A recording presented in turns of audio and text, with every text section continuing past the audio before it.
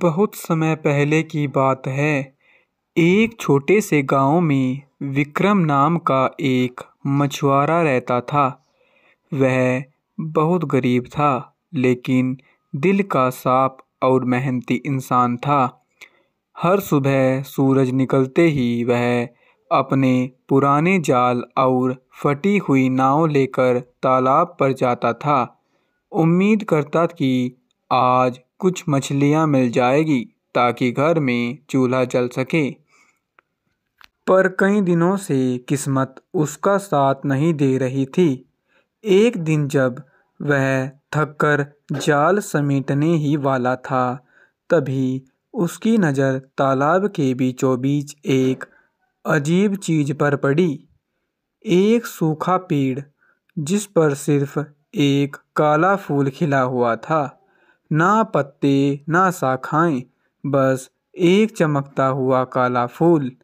विक्रम ने पहले सोचा कि यह उसकी आंखों का धोखा है, पर फिर उसे लगा मानो उस फूल से कोई आवाज़ आ रही हो।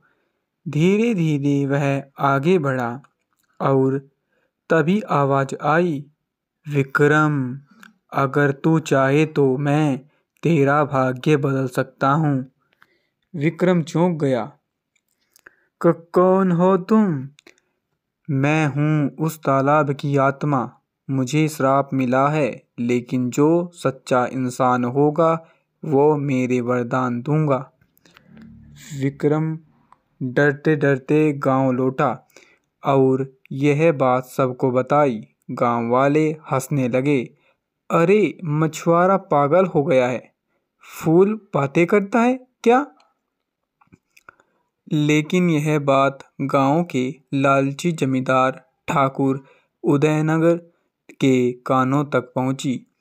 वह आधी रात को चुपके से तालाब पर गया और बोला, हे फूल, अगर तू सच में वरदान दे सकता है तो मुझे सबसे अमीर बना दे। फूल ने कहा, लालच करेगा तो खुद नाश होगा। पर ठाकुर नहीं माना। अचानक तेज हवा चली, पानी का भंवर उठा और ठाकुर वहीं गायब हो गया। सुबह गांव वालों को उसका सिर्फ पगड़ी और जूते मिले। उसके बाद कोई तालाब के पास जाने की हिम्मत नहीं करता, सिवाय विक्रम के। वह रोज फूल को देखता पर कुछ मांगता नहीं था। वह कहता, मुझे कुछ नहीं चाहिए, बस तू शांति से रह। धीरे धीरे विक्रम में विक्रम की ईमानदारी की चर्चा फैल गई।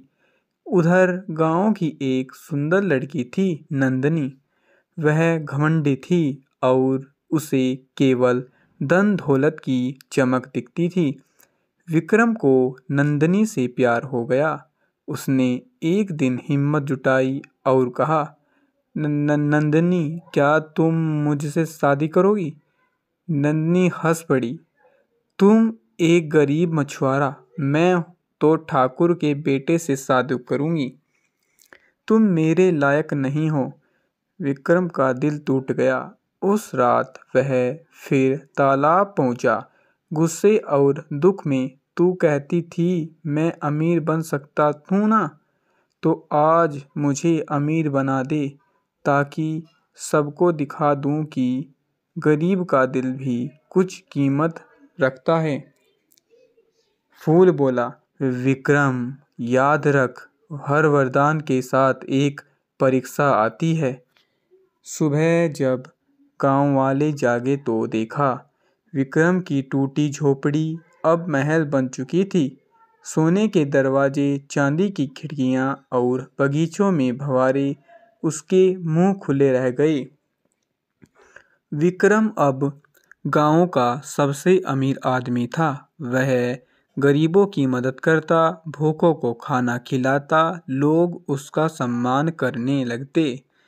पर जब नंदनी ने यह देखा तो वह लालच में आ गई। वह बोली, विक्रम, मुझे माफ़ कर दो, मैं तुमसे शादी करना चाहती हूँ। विक्रम ने सोचा, शायद वो सच में बदल गई।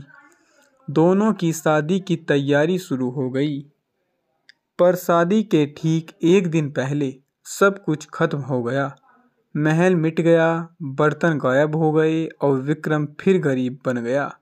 लोगों ने कहा, शायद ये जादू था। विक्रम फिर तालाब पहुंचा और गुस्से में बोला, तूने मुझे और मेरे को धोखा दिया है। फूल ने कहा, मैंने नहीं, तेरे लालच ने किया है। तूने खुद को नहीं, दूसरों को साबित करना चाहा, इसलिए सब खत्म हो गया। विक्रम चुप हो गया और फिर बोला, अगर मैंने गलती की है तो अब सुधारूंगा, फिर बस सच्चाई चाहिए। तभी फूल तेज रोशनी में बदल गया और उसके अंदर से एक सुंदर परी निकली, अनाहिता। उसने कहा, विक्रम, मैं कोई फूल नहीं बल्कि एक परी हूँ। एक दुष्ट तांत्रिक मंत्री ने मुझे श्राप देकर इस रूप में बांध दिया था। जो व्यक्ति सच्चा और निस्वार्थ होगा वही मुझे मुक्त कर सकता था, और वो तू है। विक्रम हैरान रह गया। अनाहिता ने कहा, अब मैं आज़ाद हूँ, पर इस धरती पर रहना चाहती हूँ तेरे साथ। विक्रम मुस्कुराया और बोला, मुझे अमीरी नहीं चाहिए, बस तेरा साथ चाहिए। दोनों ने विवाह किया। गांव में खुशियाँ लौट आई। विक्रम और अनाहिता ने मिलकर गांवों को संवारा, तालाब की सफाई करवाई, गरीब बच्चों को शिक्षा दी और लोगों को सिखाया कि सच्चा जादू दिल की अच्छाई में होता है, वरदानों में नहीं। वक्त बीता और तालाब अब भी था, पर काला फूल अब नहीं। उसकी जगह एक चमकदार सफ़ेद फूल खिला था, जो गांव की सच्चाई और विक्रम की नेक दिली का प्रतीक बन गया। लालच का अंत विनाश है और सच्चाई अंत तक जाती है। ऐसी ही मोरल कहानी देखने के लिए हमारे चैनल को सब्सक्राइब, लाइक कर लीजिए और प्यारा सा कमेंट भी कीजिए।